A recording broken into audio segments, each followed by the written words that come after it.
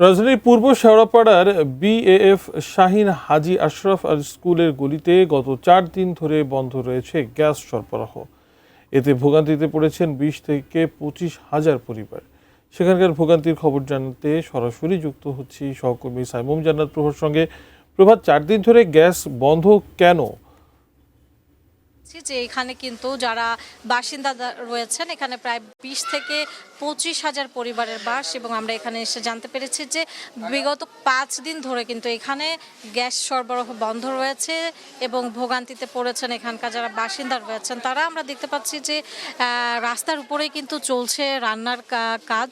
এখানে বাসিন্দাদের ভোগান্তি কমাতে এলাকাবাসীর পক্ষ থেকে তারা নিজেরাই রান্না করছেন, এবং বাসা বাড়িগুলোতে কিন্তু আমরা দেখতে পাচ্ছি যে সবাই যার যার বাসার সামনে যেই মাটির চুলা আছে সেই চুলাতে কিন্তু তারা রান্না করছেন, এমনটা কিন্তু আমরা দেখতে পাচ্ছি। এখানে প্রত্যেকটা পরিবারেই কিন্তু রয়েছে শিশু এবং বৃদ্ধ মানুষজন, এবং আমরা তাদের সাথে কথা বলে জেনেছি যে বিগত কয়েকদিন আগে যেই ভারী বর্ষণ হয়েছিল সেখানে কিন্তু এই যে রাস্তা আমরা দেখতে পাচ্ছি এবং বাসা দেখতে পাচ্ছি এগুলো কিন্তু ডুবে গিয়েছিল, এবং তারা বলছে যে সিটি কর্পোরেশনের উন্নয়ন কাজের কারণে পাশে একটি রাস্তা কাটার ফলে সেখানে যে গ্যাস লাইন রয়েছে সেটি কিন্তু লিকেজ হয়ে গেছে কিংবা নষ্ট হয়ে যাওয়ার কারণে তারা কিন্তু গত 4-5 দিন ধরে এই ভোগান্তিতে পড়েছেন, এমনটা কিন্তু তারা জানিয়েছেন।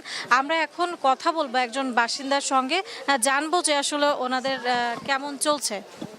আসসালামু আলাইকুম। একবার 4-5 দিন আগে পানি উঠছিল, আমরা তাও 3 দিন না খাইয়াছিলাম।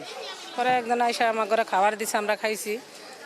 খাইয়া রয়েছি, অনকে আমরা একটু কিছু খাবো, আমরা খাইতে পারি না। আপনাদের গ্যাস নাই? তা গ্যাস নাই 5 দিন ধরে কোনো গ্যাসও নাই, কিছুও নেই। কোনো বাড়িওয়ালা, আপনাদের বাড়িওয়ালা কি বলছে? আমাকে বাড়িওয়ালা কোনো খোঁজ খবর আমাকে কিছু নিতে আসে না। আমরা কি খাইয়া আসি না খাইয়া আসি তাও জানে না। তারপরে আমরা যে লাকড়ি না খামো, লাকড়ি কোনো দিনে অন্য খুঁজা খামো তাও খাইতে পারি না, লাকড়ি নেই। কে কারেন্টের পাক করে খামো, বাড়িওয়ালা বলতে আছে আমাকেও কারেন্টের কোনো ইয়া করে আপনারা খাইতে পারবেন না। তাহলে আমরা কীভাবে খাবো আর কীভাবে থাকবো বলেন? আমাকে বাড়িওয়ালা যদি তারপরে আমাকে ভাড়া বাড়াইয়া দেয়, আমরা ভাড়া বাড়াইয়া দিতাম। ধন্যবাদ।